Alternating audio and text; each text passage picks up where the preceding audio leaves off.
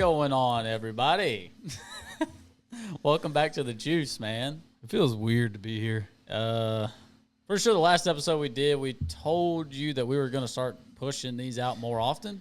We say that every time. Here we are 3 months later. Has it been that long? No. But it feels like it has been a while. Yeah, what was our last one? I don't even know what our last one was. It Lee? Yeah. The one that I messed up on Spotify? Yes. By the way, had a couple of y'all Sorry. reach out to me. Maybe Shane, you did too, but that last episode that we uploaded on Spotify, we understand it was replaying episode 1. We don't really know why. We just had to take it down. So, My bad. Operator error. yep, it is on YouTube and stuff. YouTube, Facebook. If you do want to see it with Mr. Lee. Yeah, that was a good one. Great episode. Great episode. Yeah. And today we have someone on that it has been a while since we've done one, but I think you'll like our guest today. We've mentioned him in the very beginning of this deal, and we finally tracked him down. He's on the road traveling, and he's going to be able to call in today, and it's Mr. Josh Jones. I'm still not convinced he's going to answer because this man has been super hard to get a hold of. Yeah, he's a busy guy. I mean, every time I've tried to text him, he's either fishing a crappie tournament, he's going to some other – he's always in a different state, it seems like. I thought he wasn't allowed to fish crappie tournaments anymore. I don't know. We'll ask Mr. Jones about that today. We'll ask him. But, no, this is somebody that we've talked about from day one. Wyatt's been in contact with him. It's just hard to line up schedules. I'm gonna throw you under the bus. I think it's more you than me. It definitely ain't me. What are you talking about? Well, really, I live 5 minutes from here, so it's not fair. Like, I could be here in a minute. It's kind of both of our fault, really, because we haven't really had a guest commit, so I haven't had a reason to come. That's the tough part. So, but we haven't really reached out to guys. We've kind of been not doing our job on this deal, but No, we've had a little summer hiatus. I've been traveling with the family, doing that kind of thing. Yep. You've been steady plugging away, guiding. Yeah, man, it's been hot. Been a good summer for you? Yeah, I mean, it's been all right. It's been hot. It's been exhausting. To be honest, I haven't fished a tournament since our Choke Canyon tournament, and it's just The been shootout. You fished the shootout. That was after Choke Canyon. Was it? Yeah. Oh, okay, yeah, you're right. Yeah. You're right. That's the last one I fished. That's the last time I've had a bass rod in my hand. You're Was right. June 28th or something. I forgot about that. It feels like it's been forever since I fished a tournament, and Yeah. we got one this week on Rayburn. So finally, I feel like I'm fired up to go fishing again. A little. You don't bit. look fired up. Yeah, it's a long story, but Well, I got time. we'll wait and see how it plays out. And What's the issue? no, I don't have a. I mean, I know the issue. I don't have a huge issue. We don't have to name names. I got a little bad draw here, and it is what it is. By the time this plays, the event will be over, and everybody will be like, "Oh my god!" So, do you want to call the winner now? The winner of the BFL Super? Yeah. I have no idea. I want to know your prediction. Obviously, everybody wants to say themselves, right? To have that confidence going out there. Right. I don't know if I'm on the fish to do that. I mean, if I was in it, it'd be me, but yeah, I don't know. I'm not in it. It's a little bit. I don't even have a boat right now. I'm in between boats. A little different than what we thought it was going to be this time of the year. Water temp is a lot cooler. We've had a lot of rain, a lot of cool weather. Man, I saw that coming, totally changed the game. We had hot, dry summer, water falling. I was like, yeah, fastball in my wheelhouse. Let's go. Yeah.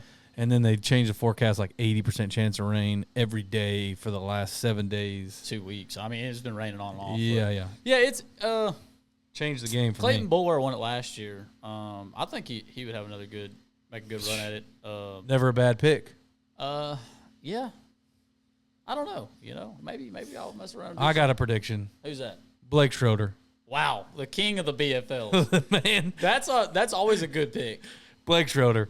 He's on my fantasy team this week. You're on my fantasy team, but you're like Group E in my fantasy team. Yeah, I don't even know if they make those, but yeah. Anyways, back to Mr. Josh Jones, man. Let's give him a holler. Okay. Get him on the phone. We're gonna. Of course, y'all know we're gonna be talking live scope and active target and forward facing sonar. So yeah, we got. I'm hoping this might be like a part 1, part 2. You think? I got a lot of questions. Okay. I'm We'll sure a lot of guys will have a lot of questions for Mr. Josh. Yeah, I wish eventually we'll figure out how to do live and then we can get people to interact. But then it'll never end. It'll be like Joe Rogan. I got. What's up, man? What's going on? Oh, just watching it rain over here, East Texas. What part of the country are you in right now? Man, I'm headed east out of Tulsa. my grandpa in southern Arkansas with his family right now. Okay. Gotcha. I got Road you. trip. First time we ever road trip. Heck yeah. So you're going to see some family. This isn't a fishing trip. No, I passed my friend and he called me and he's like, dude, where's your boat? I'm like, well, yeah, I left it at home. It's not very many miles. I got 80,290 miles on this truck, and very, very few have been without a boat. Heard that. 80,000 miles on a truck. Isn't that truck like a year old? Yeah, like a year and a half, I think. Nice. Dang. Rack 'em. Well, man, we appreciate you coming on. I know you've been talking to Wyatt for a while, and we've tried to get you on. I know you're a busy guy, and I'd like to pretend we're as busy as you are, but I appreciate your time coming on. So. Yeah, man. Thanks for having me. Absolutely. I think it'll be cool because we're tournament guys, and we get the pros and whatnot on, and I think it's gonna be interesting to kind of get your perspective on some things, and you've made a massive splash in the bass fishing industry, no doubt. So. Yeah, I kind of, in a way, just kind of fell into my lap. I started out as a crappie guy, and I was guiding for basic sonar, and one of the Garmin engineers at the time was a good friend of mine, and he gave me the very first forward-facing sonar I ever hit. And it was the original Panoptic, like the TS31 transition. This was back in early to mid 2015, and that's kind of what jump-started, my career as a whole. And I remember when he told me he was giving it to me, he gave me a 9-inch screen, and he gave me this bundle of wires with this transducer on it. Before that, there was no black box, so it was a bunch of wires with one transducer. And I was like, what is this? And he said, this is a live sonar. And I said, well, what do you want me to do with it? And he said, I'll never forget this. He said, I don't know. You'll figure it out. Dang. So I got to the lake, and it was just a jumbled up mess, like nobody in history had had it. I say that, freshwater.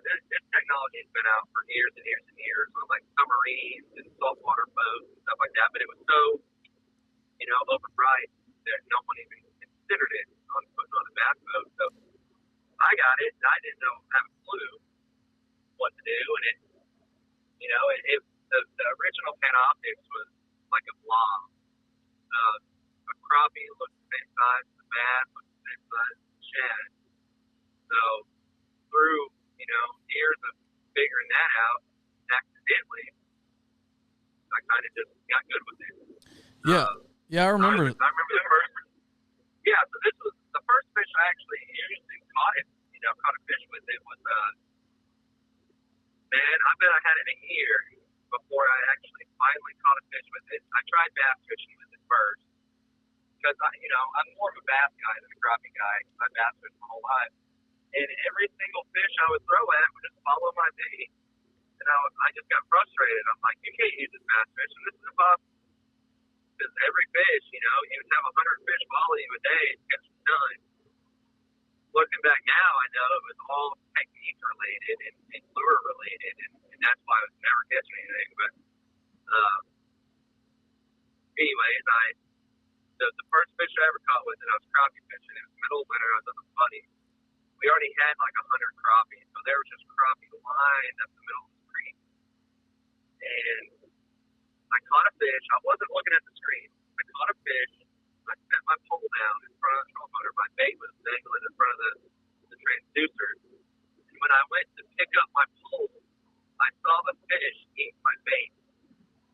And as far as I know, this was the first fish ever caught with forward-facing sonar. And my mind was just blown, man. I was like, oh my God, I just saw it. Like, you guys know how it was when you saw your first fish eat it. Oh, yeah. And it was like life changing. Well, anyways, I spent the rest of the evening, about 2 hours, just trying to catch them, and I ended up catching 2 fish total.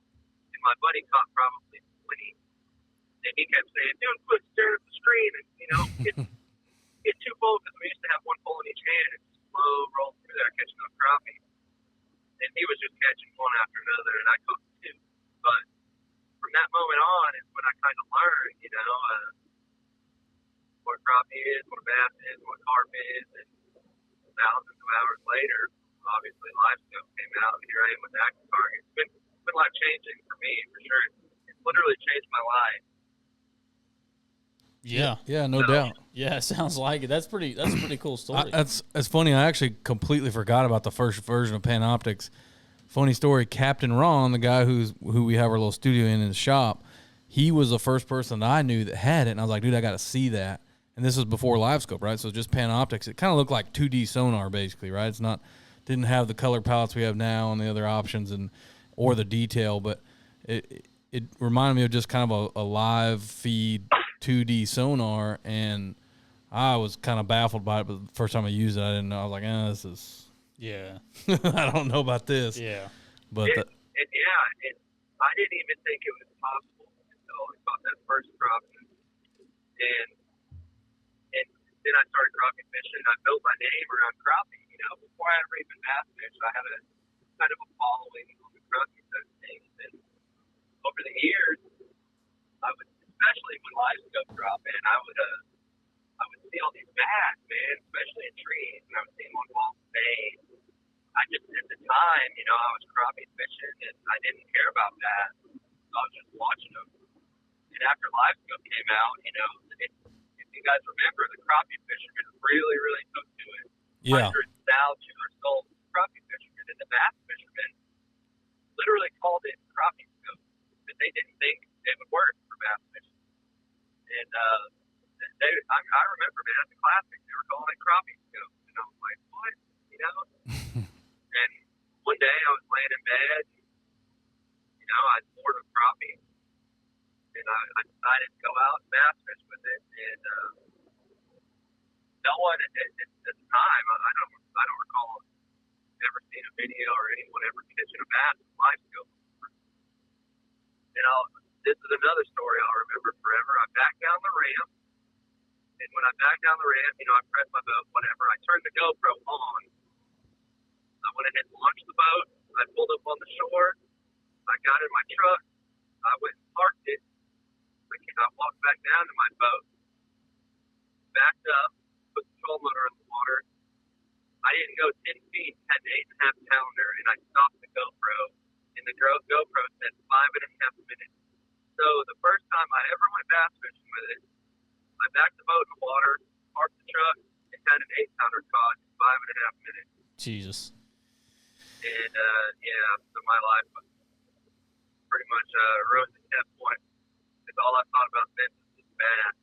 Mm-hmm. Yeah. So it's just kind of I was lucky to get it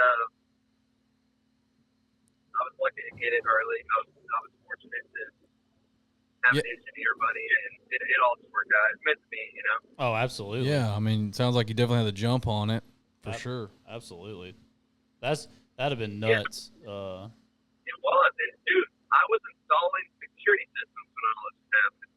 Like, I had a corporate job making no money, making someone else tons of money, and I ended up getting hurt and having knee surgery. And I was in physical therapy afterwards, and while I was in physical therapy, I went and fished a bass tournament at Nichols. It was like a $300 tournament. I didn't pre-fish. I didn't do nothing. I fished a crappie tournament in Louisiana. I left. I only fished half a day. On the second day, I left. I finished like 8th in that. I drove all night long. I got to Grand Lake, Oklahoma at 1 a.m. I woke up the next day, went out and finished second in the bass tournament. Heck yeah. So that tournament got me fired because I won money in it. A corporate job, and they called me and they're like, "Hey man, you can't be working while you're on short-term disability." And I said, "Well, I'm not working." And they said, "Well, what's this money you just made?" And anyways, I got fired. So wow, that's when I started fishing full time. Yeah, that was just kind of crappy, man. That's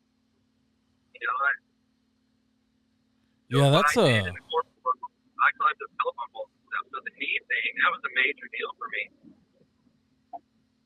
Yeah, I mean, that's crazy. I mean, like, it's like if you go and pull the lever on a slot machine, you win some money. That's basically what bass fishing is, gambling to an extent. Yeah. You know what I mean? That's how I think that's how the winnings are categorized anyway. You started fishing full time after that? Yeah, that's right then. That was April of 2020, right when COVID hit. They were looking for reasons to fire people. So I got fired in April of 2020. And from there, man, I went smallmouth fishing in Wisconsin, and I just fished all over the country for fun. You know, caught a lot of big fish, caught some 8-pounders, caught, you know, probably 8 or 10 10-pounders. Jeez. Just fun fishing, going to different lakes. Mm-hmm. And then, as you guys know, Milliken went down to Ivie.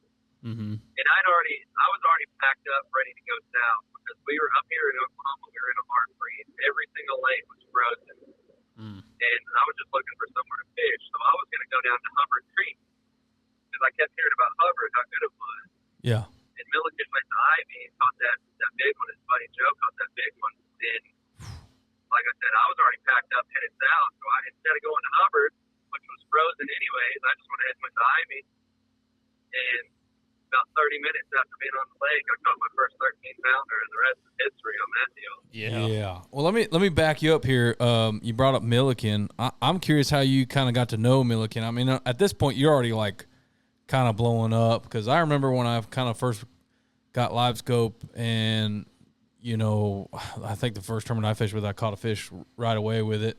You know, not the old version, the new, you know, live scope. And everybody kind of told me, like, man, you want to see somebody who knows how to use live scope, you got to look up this dude, Josh Jones. Everybody was talking about, you know, you got to look this dude up from Oklahoma.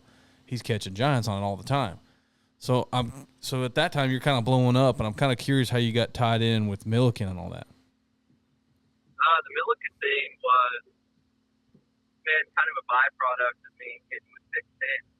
The owner of 6'10", Casey, was, you know, I guess keeping tabs on what I was doing, and that's kind of how I met Milliken and stuff. But Milliken and I we never fished until this point. We just communicated, and we planned on fishing, but it just never happened. Yeah. Because I think he knew, you know, I was probably going to join Six and all that.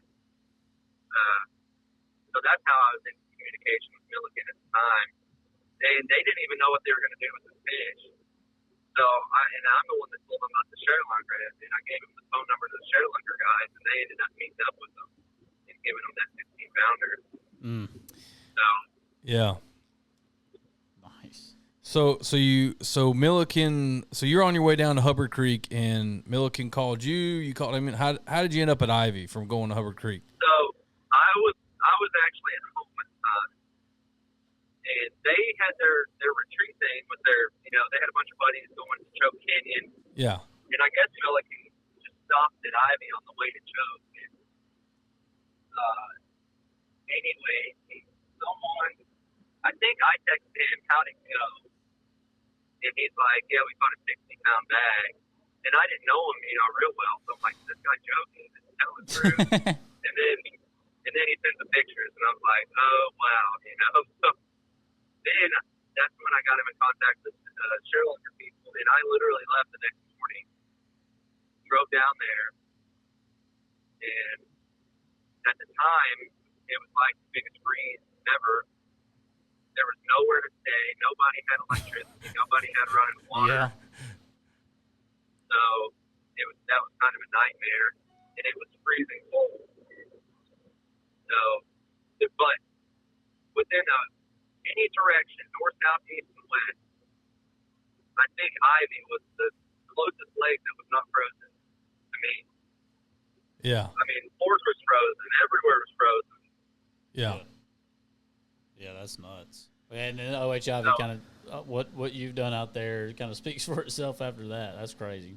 No, I mean, you guys definitely put it on the map, no doubt. I mean, you've kind of taken it over for sure to the next level. Even when guys were, you know, we made a trip out there 2 weeks after that whole thing happened, because we know Zach and Casey and all those guys with 6 Cents, and I actually made a phone call to Zach, and I was like, dude, what the hell is happening out there? Yeah. And he's like, just go. Yeah. that 1 week, so Joe caught it at 16, I caught a 13, I caught a 15, Casey and Rick caught 14, and another guy caught a 13 in 8 days. That probably, that 8-day period was the best fishing maybe in history. Yeah. Literally I think every so. single fish, every fish you saw and threw at, you caught. It was like they'd never seen a bait before. Yeah. It was the craziest thing I've ever seen. When we got there, we were talking to each other. We were like, we're late. We missed it. We missed it. And we caught fish and we had a good time, don't get me wrong, but Yeah. we'd see the fish and they'd follow it and be like, nah, we saw that yesterday or like, last week. We're not biting that. Yeah. They were Yeah, I mean, it was insane. So I knew the numbers at the time, and I could be off a few numbers here, but I fished Ford, Allen Henry, and Ivie, and I was in Texas for 22 days, and I think 20 of those days I caught a 40-pound bag or better. Jesus Lord. I mean, it was just the craziest thing I've ever seen. I caught a 40-pound bag on Ford, I caught a 40-pound bag on Henry. Every single day I caught them on Ivie. I mean, it was crazy. And at the time, they were eating those baby carp, and I have yet to see that happen. I haven't seen it. So this year, they were eating their normal bluegill and shad and all that. Yeah. But last year, every fish you caught had a carp tail, baby carp tail sticking out its throat. I'm assuming that had to do with the water temperature and those baby carp were probably like borderline about to die, lethargic, or something was happening. It was colder than it's ever been, and those carp had no idea what to do with themselves. Yeah, that had to be it. But, man, I'm telling you, you hear the older folks tell stories when lakes were new and how the fishing was amazing. Well, that's my story. I mean, I'll never experience that again. I'm confident with that. That was just crazy. Yeah. I mean, you guys could be like the storm chasers of bass fishing. Anytime there's a freeze, just roll up. And it was a ghost town. I remember. I mean, so I've worked in some pretty remote areas. I worked in Sun Valley, Idaho for a while, right before the snow hit. So it was a ghost town, and I spent a month up there, and it was depressing because there's no one. And that's how it was in Ivie. I mean, there was nobody, dude. Nobody to talk to. Nothing open. If you wanted to go anywhere, you had to drive in here an hour, and then when you drive an hour, everything's closed. And it's middle of winter, and it's just depressing. And I was like, dude. Man, what were the poor people that work at those marinas that happen to be open? What were their thoughts when you guys started rolling in with these giant fish? They're like, what the hell? Dude, they didn't know. Like, they didn't know what was big or what wasn't big. They didn't know what they had at the time. Until, obviously, they see now, like, how big of an impact that made. Not only has it changed my life, it's probably changed Milliken's life and several others. It changed their life. Yeah, I know. I'm about to say, did they give y'all a cut or what? Y'all brought them so much they did some business. commission on that. Jesus, they should at least give y'all free rooms every time you go, at least. Yeah, I talked to a landowner yesterday that bought a ranch, and I don't remember the exact numbers, but it was somewhere around like 3,000 an acre. And he bought it a few months before it really took off. And today he could sell it for $5,500 an acre. That's crazy. So that's how big of an impact it's been out there. I know there's been a bunch of RV parks and stuff like that pop up after that because there was nowhere to stay. That was my first thought. I was like, dude, if you build something down here, they're coming. They're coming. And they're coming hot. And then next thing you know, Bass Champs has a tournament out there, So.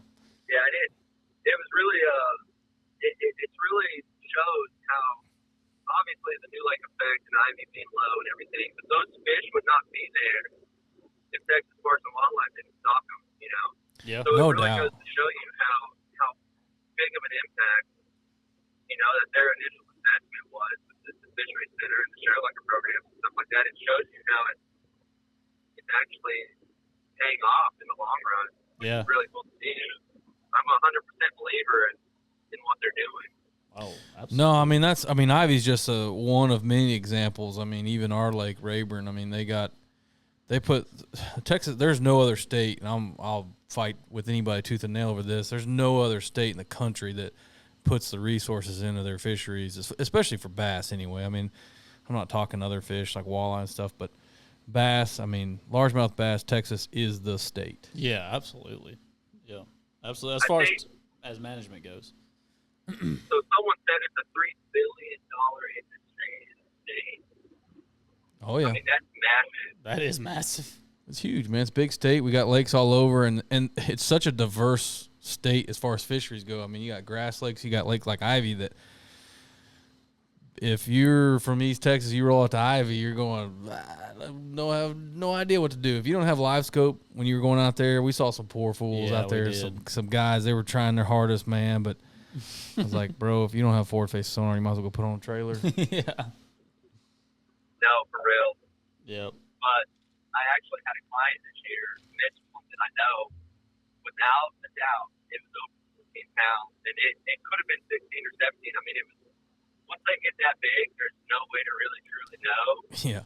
I just know this thing was just a monster, and it was without sonar. We were just fishing, and that goes to show how many actual monsters are there. I know that there's been a couple over 15 pounds found dead as well. Wow. And none of these fish that were found dead, or none of them that we caught, have been recaptured, so they're new fish. Yeah. There's probably something stupid out there. What do you think? Think there's a world record out there? I don't think there's a world record. I think there's obviously a state record. Yeah. But all that time I've been out there, the biggest bass I've ever seen was on Eagle Mountain. Really? And I know it was a actual bass. Yeah, it was so big. I mean, it was giant. Dude, they catch bags out there. Yeah. They catch bags out there, dude. For real. The bass was over 16 pounds. 17, 18, it was huge. It followed my rig 3 different times, and I was about to faint. It was sitting on its stump out there, kind of on this creek channel. And it would follow me, and then it would go right back to the stump. Follow me and go right back to the stump 3 times. That's wild. Freaking swamp. That's freaking stump swamper right there. Yeah, just giant. Just freaking holding it down on the creek channel. I probably would have dove in and tried to like catch with my hands if I seen that thing. So don't be surprised if you see a 16, 17, 18 pounder come from Eagle Mountain. For real, another one. Yeah. Yeah, I've heard about that place. I've heard about PK too, man. I've heard PK's got some freaking giants in it too. Yeah, I fished PK a couple weeks ago. So what about your buddy in the Walleye Ranger? Was it a Ranger, right? Rolls up with the sun. Oh, I have no idea. With the 17. Brody. Yeah, Brody, man. I mean, we weren't catching a lot of fish, but we were catching, double digits. Yeah. And there was no storm coming, and I called him, and I said, dude, you got to get down here. The storm's hitting, we got a really good shot at catching some big bass. I think 2 of the days, the high was around 20, and one of the days it was around like 32, 33. Oof. So, and he's like me, man. If I call him, he's down. He's kind of working for himself, and he can just go wherever he wants, when he wants. So, he had his son with him, though. No one had to watch his son. So, I call him. I said, dude, you got to get down here. And literally, like an hour later, he's on his way. And he drives through the snowstorm. A drive that should have took 4 hours took him like 8.5. As he's showing up, I'm weighed at 1479. I had just caught. Jeez. And by the way, I was supposed to have a client that day, and they bailed on me. So I went out and caught a 14-pounder without him. But he showed up, and he was actually holding the camera and video, and while I was weighing the fish. And he's like, oh, man, what I do for just a double digit, because he's never even caught a double digit. Yeah. He said, all I want, I just want to catch a double digit, my trip will be made. Well, the next day, you guys know what happened. We were fishing, so we were fishing this one little spot. They had a lot of good fish on it. And it was like 12 o'clock. Or 11:30, and I said, all right, let's go get lunch. And he said, all right, I'm just going to finish 100 yards down this bank, and I'll meet you up there. Well, I told him, I said, dude, don't go up that bank. That bank sucks. Literally, I fished that bank 2 times, and I never saw a squat.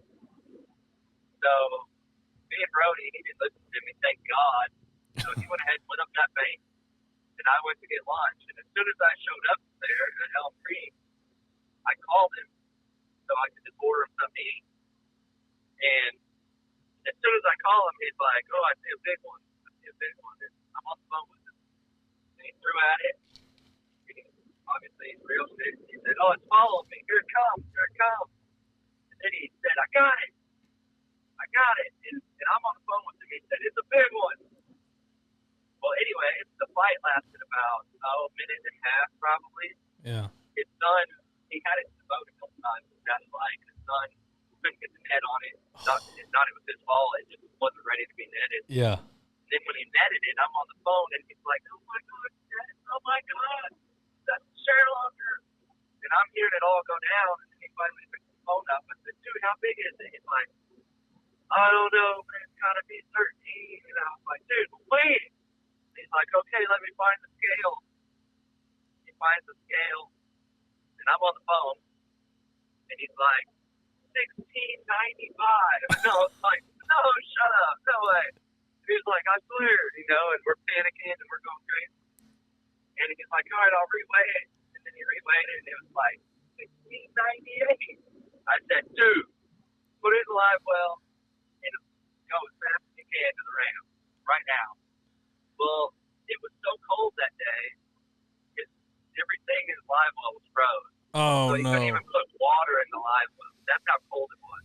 Damn. So he had to get a little bucket, right? And fill his live well. And and it took forever just to get water in it.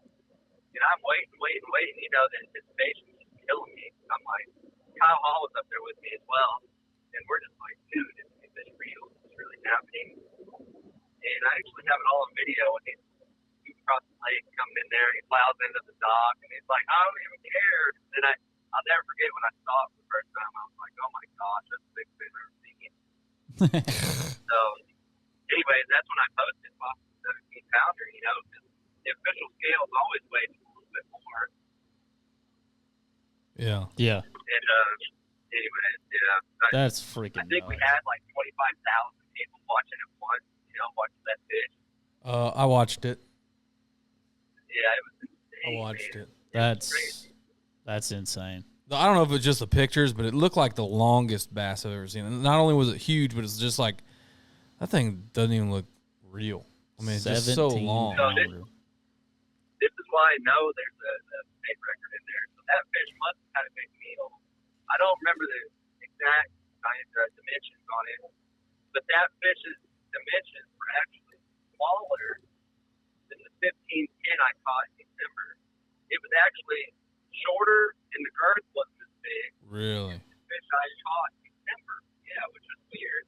Which means, that fish just had a huge meal. And when they released it after the Sherlunker people dumped it, it only weighed like 15, 30. It didn't weigh. Normally they gain weight, but this one lost. Yeah. So I don't know. There's bigger than that in there. I'm convinced of it. He probably ate a 2-pounder on his way to go get that A-rig or whatever. No, that had to be what happened. I mean, it ate something big for sure to make it weigh that much. Jesus Christ, 17 pounds. Incredible. I would retire. Incredible. Yeah, and then so I caught a 1479. Brody caught a 1706, and I think it was either the next day after that or 2 days later. Kyle caught a 1610. Yeah. I mean, yeah. dude, it was the craziest thing I've ever seen. That is like it sounds unrealistic, dude. It really So does. while we're on the subject of Ivie, and then we'll move on. But so what do you think the future holds? I mean, to me, these lakes, this kind of trend is cyclical, right? Like the lakes are dropping. I mean, do you think it's going to be like this every winter? I mean, obviously it's getting tougher and tougher with pressure, but I mean, what do you think the future holds for Ivie? It's going to be tougher and tougher, obviously, just because it's the trend, lake drops, whatever. But I think it doesn't get a tremendous amount of fishing pressure, but let's compare it to sport, right? It doesn't get near as much as sport, but it's also a third of the size. Right now, it's somewhere around like 10,000 acres, surface acres, because it's so low. Yeah. Man, these fish, and I was up at the Sherlunker facility a couple weeks back, and we talked at length, and post-tournament mortality is real, and it's significant. You don't hear about it very often, and I don't think the biologists or the Parks and Wildlife are going to talk about it much, just because it raises. It just gets people so mad, and the hatred comes out with all these people. So I think they just leave it alone and say, yeah, it's a thing, it happens. But it's high. It's upwards of 70% in some cases. And you take these big fish. I'm guilty of it. Granted, I don't do it this summer, but people are boating these fish, put them in a live well, They're taking them up to get weighed when it's 90-degree water temp and 110 degrees outside. That's significant, right? If you have enough people doing that on a daily basis, or a tournament comes to town and you have 2 or 3 tournaments, there's been several tournaments there this past summer, and I have never seen so many big fish float in my life. That we're accelerating the decline of Ivie 100%, and it kind of sucks because if you talk about it, you get slack for it. And people don't like you when you bring up the obvious. Yeah. And it really kind of sucks, man. So the leg dropping is going to be the biggest part of it, but catching these fish and putting them in your live well to go away, and there's a guide out there now, like every day it's 4 fish, And anyway, that's just not a good look. It's not good for the fishery for sure, and it's sure that good for the fish, man. I've seen it firsthand. I can see that for sure, but I definitely like what you said about certain times too. Like right now, definitely. And I'm sure there's some that die even when it's colder, but it's not near as bad. I mean, we see it here on Rayburn in our tournaments. I mean, this time of the year, what you'll see a lot is some of these tournament organizations. A lot of them they'll go to 3 fish limits instead of 5, and that's obviously because of that. And trying to kill less. Yeah, they're trying to kill less because they know they're going to kill them. And I mean, dude, how hard is it for us sometimes to keep 5 fish alive in that live well all day long in a tournament? It's tough. So, oh yeah, I mean, it's everything you can do, and I can't tell you how many times I've weighed in, and I've had some on the edge, and I'm just trying to keep them alive to get through that freaking scale, and those probably don't make it when it's all said and done. So no, there's post mortality rate for sure. Absolutely. Yeah, and it's big, and I think the majority of the fishermen really don't even think about it. You see that fish swim off, and yeah, okay, it's gonna live. Well, no, that's not the case. I've donated enough bass to Bass Pro Aquarium and Sharelunkers. It doesn't always. I donated a. If they swim off, it doesn't mean they live. I donated a 1288 I caught, and I caught it deep. And this was in Oklahoma, and I donated to Bass Pro. And by the way, Bass Pro, they're snake in the heart, man. They take care of these fish. Sure. They're some of the best, man. They got full-time vets. They'll give them any kind of medication needed. So I donated this fish. It was on its side. And they're like, oh, no big deal. We'll fist her. Well, they went and fist her, and she still wouldn't, get oriented. So they put her in a sling, and she still wouldn't get oriented to the tank. And she might have swam up. Well, she did. She was lively. She was healthy. She was upright a lot of times. But 3 weeks later, that fish passed away. And it was nothing I did. It was nothing they did. And that was a perfect case of you catch that fish, you bring that fish from the depth, you release that fish, and that fish is going to die. Yeah. Sometimes you just die. Yeah. And also with the mortality deal, man, I'm like the number one proponent. If you want to keep a trophy bass, especially if you're a kid, man, you're not going to hear anything from me. I'm not going to say, oh, you shouldn't have done it. Go mount one. I got spin mounts on the wall. I'm not going to tell you one way or another, but to just keep them in there and then just go try to let them go, man, I don't know about that. Yeah. Knowing, and I know firsthand because 2 years ago, when I first started this road forward-facing sonar myself, I caught 2 8-pounders, and one of them died in like 15 minutes. I put it in there, and it was dead. I had my live well aerators going. I had water in there, and at that time, I said, I will never do this again. So, no, it's definitely real. Anyway, I agree. I think I got off track. I don't even know what I was No, you did. No, you're not. No. It's something that's that needs to be talked about. So, on the forward-facing sonar subject, you now run Lowrance, correct? Or you still run a Garmin? Yeah, I'm running 16-inch Lowrance. Okay. I think a lot of people that are going to listen to this are going to want to know what was a switch. I mean, you feel like the Lowrance is superior, or just, this was more like a sponsorship thing? No, it's definitely not a sponsorship deal. I could have ran what I wanted. Sure. Russell Marine out of Kansas is a sponsor, but it's not like Lowrance is paying me or anything like that. The deal, it didn't work out with Garmin. For whatever reason, there were some issues with one of their dealers and whatever, so they were never going to sponsor me. And I saw the writing on the wall. Yeah. They had just released the active target, and my buddy Brett Cannon, he had taught a couple Sharelunkers. He was running it, and he's like, dude, it's good. You're going to like it. It's good. And I was like, man, I don't know, man. I'm so good at this life stuff. I don't want to change. And he's like, no. But out of spite, I wasn't going to run a Garmin. I was going to not run a forward-facing sonar or run a, a Lowrance. And Brett was like, man, it's good. It's good.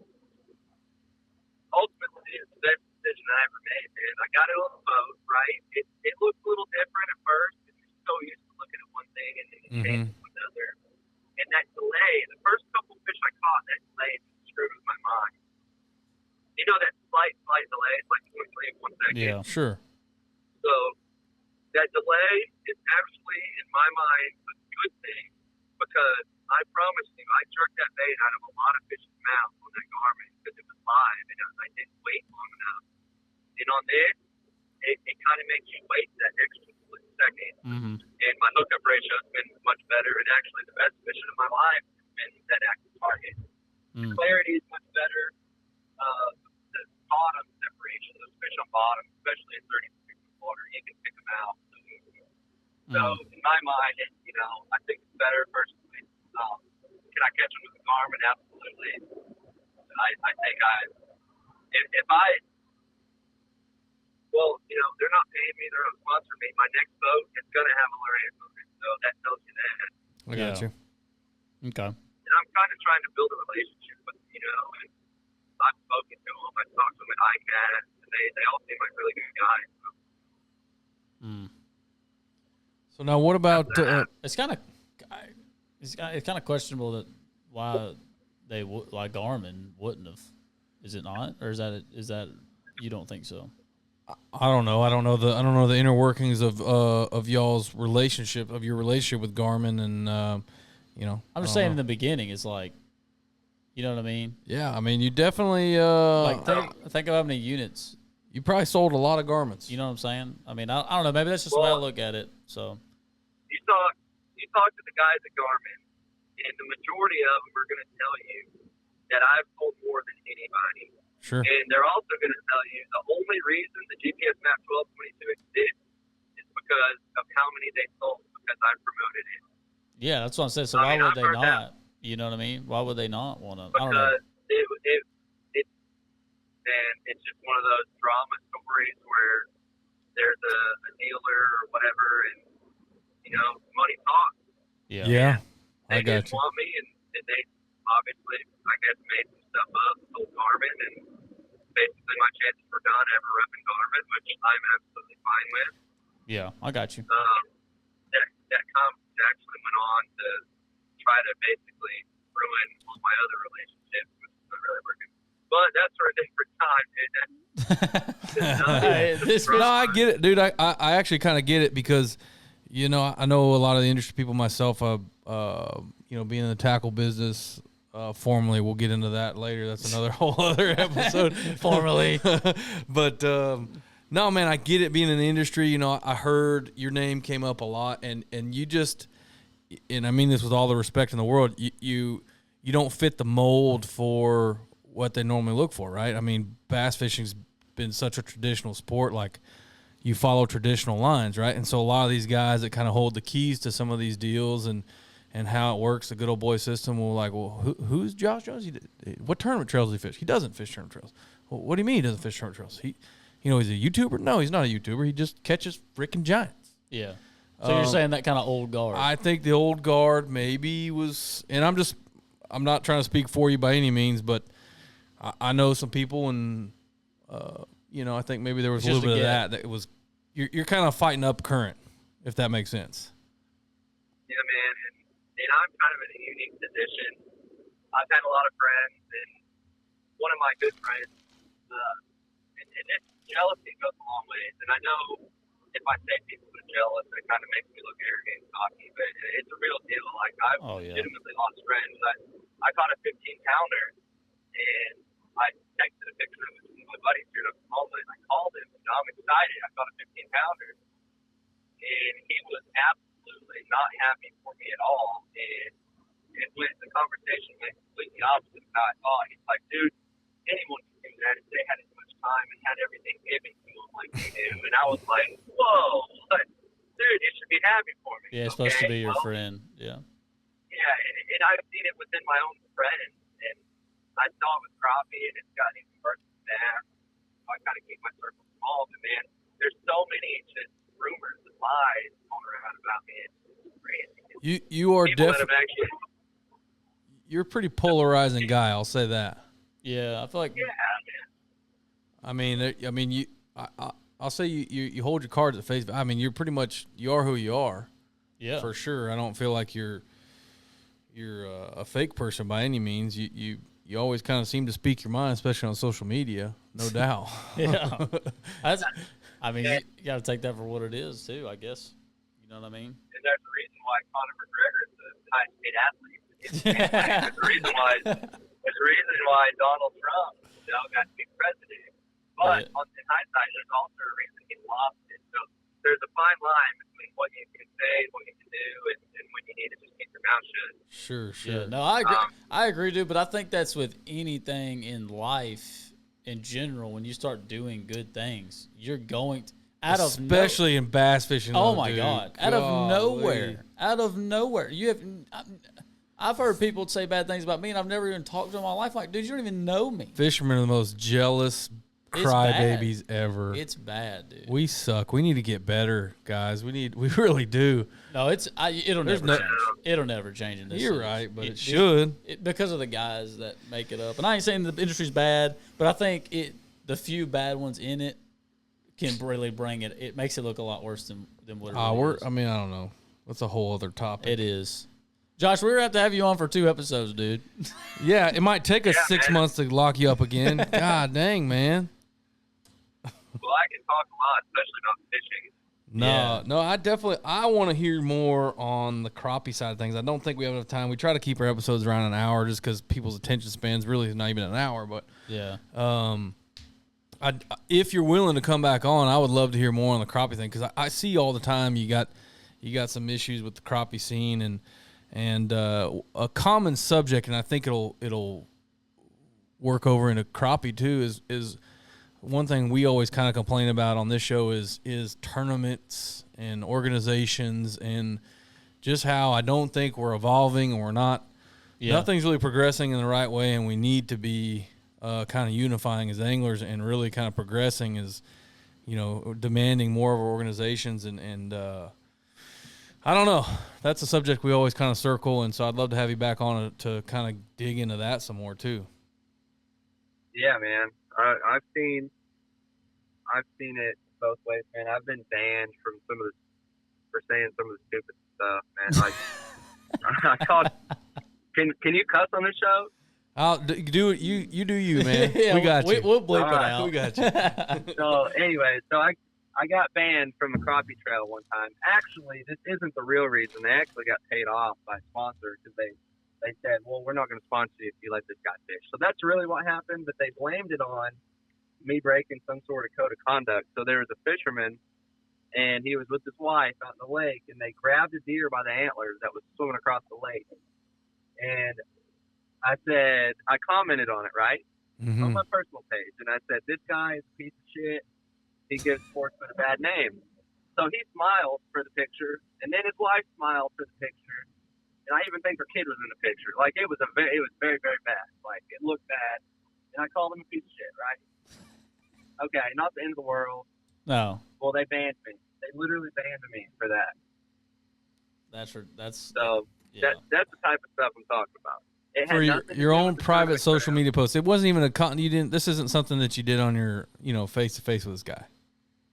No, man, and it had nothing to do with a crappie trails or a tournament. That's just looking for an excuse. I mean, yeah, dude. We got Thursday nighters around here that we're not allowed to fish. Yeah, me and Shane are not allowed to fish Thursday evenings no more.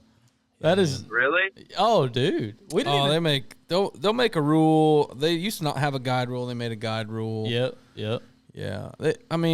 Is what it is. They make rules like if the majority of, they would rather lose you than lose a bigger piece of the pie is what it comes down to. There's guys that don't want to compete against good fishermen in tournaments. I mean, that's a common thing. Yeah. These guys in particular were like, we fish the Thursday evenings to fish against these guys. Why are we letting a guide come fish it, basically? And so, yeah, that was it. I was out. Done. Yeah.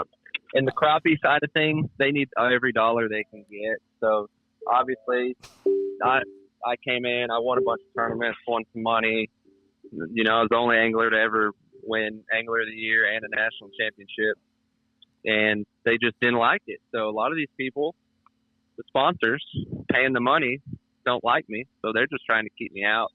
And obviously the trail needs the money, so they're not going to say no. Yeah. Man. But that's crazy. Anyways, man, yeah, dude, we gotta dive more into that. Yeah, I mean, because I do want to do another episode with you about kind of some of your controversial topics for sure. But yeah, I could sit here and tell you some stories and you'd just be like, what? So it's crazy. It's kind of funny, man. Man, you are. So, what's your bass tournament scene look like? Do you got any interest or not? It's not worth your time, man. You make too much money guiding and catching giants. So one of my best friends is Gary Dobbins, the young Dobbins rods, and we've kind of just thought about it. You know what? Let's just go fish some tournaments for fun because we like fishing together, and we really can't just go fishing for nothing together. So it's like, why don't we just enter a tournament? Might as well. And we've talked about it, But if we do something like that, it's not like something we're going to take real serious and pre-fish for a week and then go fish. We're just going to do it for fun. Sure. So we might do. But no, I fished 3 tournaments, bass tournaments. One of them I finished second, 300 boats. One of them I finished 8th. I think it had 350 boats. And one of them I didn't even catch a fish. So let me get this straight. I got a pretty good truck. You fished 3 bass tournaments in your entire life? Yeah, and I finished second, 8th, and dead last. Well, that's bass fishing for sure, dude. I mean, highs and lows, man. Highs and lows. Yeah. Honestly, you probably got it figured out better than we do because we're the dummies that like chasing tournaments. And tournaments, I tell people all the time, man, if you're going to get in a tournament game, understand you're going to lose way more than you're going to win. Yes. Yeah. So, like Kevin Van Dam, what did he won? 24 times out of 400? Yeah. So, my first tournament experience is that time I left Arbonne, Louisiana. I drove all night to Grand. I didn't pre-fish. I didn't know anything about the lake, but I knew they were going to be on brush piles. So I went there, and all day long, I might have made 20 casts. And I ended up catching 21 or 22 pounds, finished in second. And I only casted tops 20 times all day long. Dang it, son. So what is your message to guys? Because I see you battling with some names in the sport. We don't have to get there. But I see you battling some guys that, call you, with no hope without the scope. I'm getting fuel here. Sorry. No, you're good. Some guy talked to me. What? Say that one more time. So I know you've kind of had some battles, some social media kind of banter, friendly banter, we'll call it. Maybe with some of our local guys, maybe not. I don't know if you know what I'm talking about, but that we may or may not. That we may or may not talk a little. What's his last name to start with? What letter? God, I don't. You got several nicknames for him. Well, so how does the best way to go about that? Basically, you have established tournament anglers that have said, well, this guy only catch him with live scope. Who cares? I mean, that's what I say. Who cares? Yeah, I've gotten that. Yeah, and they don't see, like I caught a 45-pound bag this year with my electronics turned off. They don't see that.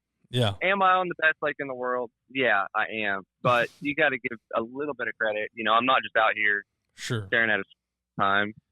And by the way, like, I didn't know who the guy was. I knew nothing about him. I knew him and another guy did a podcast, and they invited me on. I'm like, cool. Yeah. Just like I said to you guys, I'll do any podcast, whatever. Yeah. And next thing you know, when I say yeah, before I could get on, he's over talking crap on TikTok. Because someone's like, man, Josh Jones this, said something. And then he's like, funny how when the fish hit the bank, you hear crickets from him or something. Yeah, that's him. You know, I like, remember this comment. I remember that comment.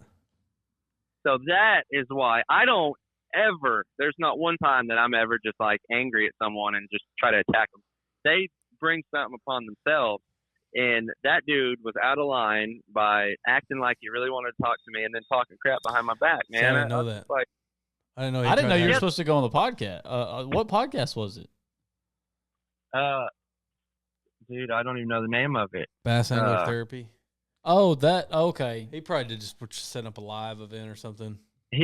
So that guy and another angler, I don't know if he's a pro or what, does a podcast Yeah. together. His name starts with an A. You know what I'm talking about? Yeah. That was another guess that neither one of those guys will come on this show. Oh crap, that's right. Yeah. The short one. There's a tall one and a short one. Oh yeah. That's right. Andrew Upshaw. Yeah, Upshaw. I talked to Upshaw actually Yeah. on the phone about coming on the show, and he He ghosted us ghosted me for sure. because his tall friend told him don't go on that show. Yeah, we're on the same boat. We're on. I got you. I didn't know this is how all this transpired. This is interesting. I did not know that either. I just thought he started talking smack. I was like, man, I don't know. No, that's how it happened. Now I kind of feel like an a-hole because I was just pumping gas and I kind of blew a guy off. And then, wait, 10 minutes, someone's going to be bashing me online saying I'm an a-hole. But anyway, that's how that started. I was going to be on the show, and before I could even the show, he's already online saying I can't catch him without it. And on one of the podcasts they did, he said he had a lake, they would catch 10-pounders, multiple 10-pounders every day. So right then and there, I knew, I think he thought I was trying to steal some of his limelight, or he wasn't getting enough attention that he normally gets, or what. So that's the jealousy thing I'm talking about. People just get jealous, and It's weird, man. I can't even explain it. And I can tell. I see it differently because, I have done things that people try their whole life to do, and I've done it numerous times. And I can tell straight up. I'll be walking in a restaurant at the lake or something, and you can tell when people just don't like you. They don't make eye contact. They keep their head down. And it's weird because these people have never met me before. They've never spoken to me. If they just talk to me, they'll realize, hey, this guy's not who they think he is, what everyone else tries to portray me as. And No, I could see that. I could see that. I think because of the way, kind of like we've already touched on, the way kind of our sport is and our industry is, there's a lot of jealousy in it to begin with, and now you're doing something a little controversial because there's a whole subject of should live scope even be allowed in tournaments, and then I'm gonna draw a comparison. If it's okay with you, I'm gonna call you the Happy Gilmore of bass fishing. I like that, yeah. Seriously. You're kind of this, out of the box dude that just rolled up on scene and is catching giant bass. And yeah, that's a dream, right? You caught fish that people dream. I've never caught a teener. Yeah, that's. And I went to Ivie. I went one time and realized I need to spend some time out here. And I'd love to go back. We talked about going back this year, but I'm out on the crowd thing for sure during the peak. No, but I think all that is mixed in is just a perfect combination of just. That's what I mean by polarizing. You have a huge fan base, you got a huge following, no doubt about it. But you definitely have the attention of some people that are giving you negative attention, if you know what I mean. Absolutely. Yeah, and that's going to happen no matter what. If you're good at something, there's going to be someone that tries to tear you down. I mean, that's what. If you're good at making bowling balls, I'm sure someone's going to be like, that bowling ball sucks. You know? Yeah. I mean, For sure. I don't know why I thought of bowling balls, but anyway, Yeah. it is what it is, dude. I mean, I kind of just try to tune it out, and I am good at it, but there's only so much you can tune out. I mean, some of those guys, they were legit convinced I was snagging these bass. Point, they had every game warden in freaking West Texas trying to catch me snagging bass. That's And wild, dude. at that point, it's like affecting me. Like, I'm out here, I got 2 of them on video. Granted, I don't have all of them, but 2 of them should enough. And they just, man, I don't even know. There's one dude that has legit tried to ruin my freaking life. He posts on every bass forum there is, and it's crazy. It's like, dude, I've never met this guy. I've never talked to this guy in my life. I've never said a negative thing about this guy or his family. I don't even know what he does. Why does he have so much hatred for me, you know? And I think about that. It's like, am I doing, you know, I called one of my buddies the other day. He's a big Christian. He's in church. And I asked him, I said, man, I need your opinion. Do I need to change some things? Like, I don't want people thinking negatively of me. And he's like, well, you know, you do post some stuff I wouldn't post. And I was like, yeah, you know, I know. And he's like, as a person, I don't see anything wrong with anything you've ever posted. And I'm over here, you know, people freaking hate my guts. And I can't figure out exactly why. I really can't. Like, I can understand a little bit, like the guy that was just at the gas pump that I'm like, hey, I'm on a podcast. Like, he might think I'm an a-hole, right? But I don't think that guy's going to go out and try to ruin my life. You know I'm telling you, dude, It'd be a little extreme. It's this fishing. I'm telling you, it's this fishing stuff, dude. I'm telling you, man. You should have signed his forehead or something. There's some. Dude, and then I told my wife, my wife's obviously with me, we're traveling, and she's like, you're really rude. Like, he just wanted to say hi. You need to go talk to him. So I, like, pull up beside him, and he's in his truck. And he didn't really look at me, and then I just drove off. So I feel kind of bad now. She made me feel bad. Yeah, man, maybe you should feel I bad didn't about think that. I was rude. Well, I think I didn't think I was rude. I'm telling you, I think at the end of the day, it's kind of just how the industry is. It's a controversial deal, the whole forward-facing sonar deal, and then, you know, I'll call him Happy Jones, if you're cool with that. There's nothing wrong with voicing your opinion from your own social media page. That's what you want to do, to be honest. Nobody can fault you for that. So at the end of the day, haters will be haters, brother. Yeah, you're Man, yeah. I've never posted something that wasn't true. You know, I'm hard on Oklahoma Department of Wildlife, but they deserve every freaking sentence of it. I mean, seriously, they told me with a straight face that the Sherelunker program doesn't work. Like, straight, one of the biologists with a straight face, 100% serious, said, and I have proof that the Texas Sherelunker program has actually hurt Texas bass fishing. Straight face. And then the main dude, the main boss, the head honcho over the whole deal said, yeah, it's just a good marketing tactic. And I'm over here trying to help these yahoos. I just wasted a whole entire day. I take it they're not fans of science and understand genetics and how they test other Sherelunkers and tie them into previous Sherelunkers. Well, they're supposed to be. They're biologists. I'd love that guy's number. We'd love to have him on the show. Oh, wow. Could you imagine that episode? Oh, actually, I found his business card the other day, and I was like, you know what? I should post this so people can ask him why he said that.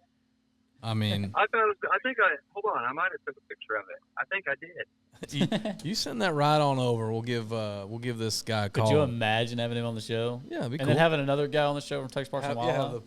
Have the Sherelunker dude. Have Todd Driscoll on or somebody. And we just let him go. Yeah. No, let's bring him in studio. Yeah, that'd be good. Hold on, I really think I took a picture of his card because I'm like, you know what? This has been a long But one I'm not already. seeing it yet. It's good though, man. What else you got down there? Man, I wanna have him back on. Yeah, Josh, you're gonna have to come back on because this episode's gonna run long. We want to have you back on because I think we were just getting into some good stuff, and I want to circle back to some things with Crappie and bass tournaments, and and some other good things. And I want to end on one thing. I heard a rumor. This was like earlier this winter. This is like back in December, right? It was like, so I can't remember who it was because I owned a tackle shop down here on the south end of Sam Rayburn. They're like, dude, Josh Jones is coming down here. He's coming down here to show you idiots how to catch teeners out of Sam Rayburn. I was like, come on. I never had any desire to go there. But, Oh, come on, dude. Dude, it's you know, mainly because like all I hear about is these random huge stumps out in the lake, and there's no boat lanes. And I was like, dude, I'm just gonna stay away from that. For a while. No, it's not that bad, dude. We got boat lanes. It's a little low right now. It's a little sketchy, but no, it's not that hard to run. I think the thing you'll see is the vast amount of trash fish we have in this lake. That's one of the first things me and Milliken have shot a video together, and you know we've kind of talked. He's fishing the tournament this weekend here as well, and he's starting to do some of the more tournament stuff around here, and we kind of talked about that when we filmed, and talked about how Rayburn is it's so different, you know, when you're live scoping because of the amount of trash we have. You know? It's probably 10-1. It's ridiculous. Trash fish to bass. I see them every day, all the time. I mean, you really get good at it though. Yeah, I would say I think in the long run it'll help. It'll help me because it allows me to differentiate species, and, sure. and I think it helps in the long run. But For sure. it is a pain sometimes. Yeah, Hey, dude, I can't tell you how many that's gar I've live scoped with a jerkbait out here. Oh, I've caught some giant gar. They'll eat a bait too. They'll follow it. They'll and eat it. Yeah, they will. And you're like, oh. So that's when you just got to figure out, hey, you know, you got to target structure or cover and know, like, how bass set up on it. Know that, okay, gar's not going to be set up like that. That's for sure a bass. Oh, yeah. Sure. You got to, I would spend all my time targeting structure if it was me. Oh, absolutely. We do. And We knowing, definitely do that. because, you know, at Ivie, it's all open water. Yeah. No, we do, but Pretty much. you catch some random Oh, giants yeah, out in the middle of nowhere out here, and you're Yeah, like, there's some open water suspended biggins that actually Michael Neal won the pro circuit event doing that. Yeah. Live scoping open water. It wasn't on. They weren't holding anything. So it definitely it happens out here. So Rayburn's a wild place, man. It's a wild place. You should venture down here. I feel like it would. You catch a teener, you're done though. Go home. No more. Just telling you. I mean, no, you're not welcome. And it ain't easy to catch a teener. You guys know that. After I caught my first one, an old man said, you know what? You probably will never see another one that size again. And I was like, that's probably true, you know? Yeah. Yeah. And here I am, 6 later, 5 later. I really feel in my heart of hearts I will do it, but I just don't know when and where. And I just hope it's in a derb, to be honest with you. Yeah. Yeah. We're stupid tournament fishermen. I'm a tournament head, man. I'm sorry. I can't help it. That's how we are. Can't help it. It's just so competitive to try to It is. make a living. Oh, doing it's that. nuts. Jeez. It's nuts, man. And I guide, and I would say that is obviously my more stable source of income, but I would be 100% lying to say if I didn't guide to allow myself to be on the water more for tournament reasons. Sure. You know, so yeah. Well, man, we're gonna turn you loose, and we're Dude, gonna try to pin you down again for Yeah, another 'cause we episode. got so much more to talk about. Yeah. Well, might need a couple more episodes because I talk a lot. No, man, you're good. You're good. We appreciate you coming on, though, man, and making the time. And like Shane already alluded to, we'd love to have you on again. I'm going to get you that biologist number, dude. Do it, dude. I swear to you, we will call him. I swear we'll have him on. We've already had the Corps of Engineers on the show once, so. We'll do it. Yeah, I would love to hear his explanation. And the other guy, too, that said I can't catch him when they hit the bank, so I want to talk to him as well. I reached out to him and his little partner, and they just ignored me. So. Yeah, man. They probably won't reach back out to us. We've talked about it all the time having them on, but I don't think that's going to happen. Yeah. It's all right. It is what it is. They're still welcome. All right. Well, man, you have a good night. Safe travels, and you ever come down to Sam Rayburn, give us a shout. Yep. All right, man. See you, man. Talk to you guys later. Take care. Wow, that was Dude, we were going down a rabbit hole yeah. that would have opened up into a cave of other rabbit holes. Yeah. And I like it. Like, I wanted to keep going. Yeah. and I felt like we should maybe keep going, and then we'll just to be continued. Yeah. But you got a derby tomorrow. Yeah, I mean, I'll say this. It's easy to get lost in the image portrayed for people from social media and the negative comments that you read on people's stuff. But you got to give people the benefit of the doubt, I think. And I'm not going to sit here and say that some of the stuff he said is probably not. Maybe some people don't view it as right or whatever the case may be, and it might be controversial. But at the end of the day, it is still what he's allowed to say whatever the hell he wants. No, that's just like you and I are as well. So yeah, I've said some controversial stuff. Me personally, I keep it off of Facebook, but I have my opinion. He is the Happy Gilmore fishing. I really feel like that. I definitely. He's outside the box. I definitely see. I'm just saying where not only just him, but in general. I don't mean that in a bad way. I think not only just him, but in general, this whole new social media age of the world we live in today it makes people look a certain way, I think, and people judge just from that, and that's sometimes always not the best case, man. And yeah, I'd love to dive in with him more on the Garmin thing, because I know some people from Garmin. I don't want to get in the he said, she said thing. I mean, that's a more complicated thing. He may not want to share that, but that's fine too. But I don't know, man. You know my thoughts on him. I'm not. Yeah, I respect the guys. The dude has caught some giant. It fish. is ridiculous. And I've watched pretty much every one of his Facebook videos before I ever met the dude. Cast to catch type stuff. Yeah. I mean that.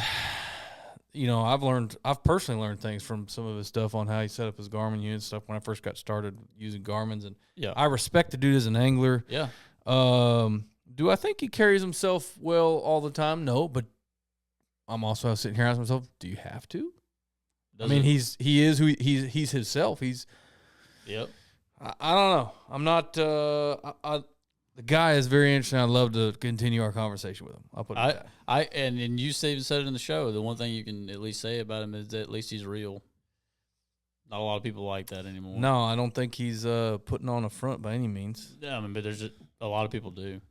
Draw some pretty stiff comparisons there, Conor McGregor and Donald Trump. But yeah, but it was pretty good examples. Yeah. But it is true. Being real is being lost, and all you got to do is turn on YouTube and go through the fishing guys, and because they act one way on camera, and you meet them in person, and it's totally different. For sure. And so I don't think he would be that way. I really don't. No, I think I'm starting to, I don't know. I understand him more after our conversation. I'm glad that he came on the show, and we got some insight on some stories, and I was like, wow, I didn't know that happened. Yeah. That's cool. Audio wasn't that great in the beginning. I don't know. But then I think he had us on speaker, not like on Bluetooth or through his truck. Yeah, I don't know. Because then when he got out to fuel up, the sound was good. You're right. I don't know what happened. I hope y'all get to hear it. Surely. He's got some cool stories. I'd love to get him back on, hear some more stories. The guy's not afraid to tell it how it is, and I appreciate that, and I respect that. Doesn't mean we all got to like it. That's right. His opinion, your opinion. I think we need to get him and no. First of all, that'll never happen. It'll never. That's not ever gonna happen. Fine. I want freaking Seth Feider on the show. That guy is. Yes. Oh my goodness! Did you see what he did? Yes, that's my favorite. I saved that clip in my photos, like in my video gallery. The guy doesn't give a dang. Yeah. I thought about asking Jeff Sprague if he wanted to come on. He won't. I'm gonna say something that's not gonna be a popular opinion. Maybe it will be. I just feel like we'll be lied to. That he'll lie to us? Yeah. About what? I feel like he'll use any opportunity he can to just kind of deny what he did. No, I think probably his lawyers and attorneys probably telling him not to speak at all. I don't know if that's true or not. It's probably not that serious. But I think Seth Feider or Matt Robertson. Yeah, we need to have all the above. And light it up. Here we go again talking about their next podcast. Light it up. We'll see you guys in another month. Light it up. Literally, they both light it up. No, those dudes are awesome. Did you see Feider's post? He was smoking a cigarette. He was like, you got a cigarette in your mouth? He said, smoked them today. They got like 5,000 likes. He's another one of those guys. He is Seth Feider. Matt Robinson's Matt Robinson. I mean, I'm not saying that other guys are fake by any means. No. But I respect people that are being real. No, and I think there's a lot of guys that are real that fit the mold, right? There's a lot of guys that are just real good, clean-cut guys, and that's who they are. And there's guys that are a little bit rough around the edges, and I like it. Yeah. And I think it's funny. Cowboy up. Well, that's it's gonna wrap it up here, man. That's a long one, but it is a long one. Hope It's a you good listen one. to it. Mr. Josh, I bet you people listen to this one, Mr. Josh Jones. Till next time. Man. Till next time in what's the year? Maybe 2023. We'll throw another one out here. That's right. We'll try. Sorry. Till we see you again. All right.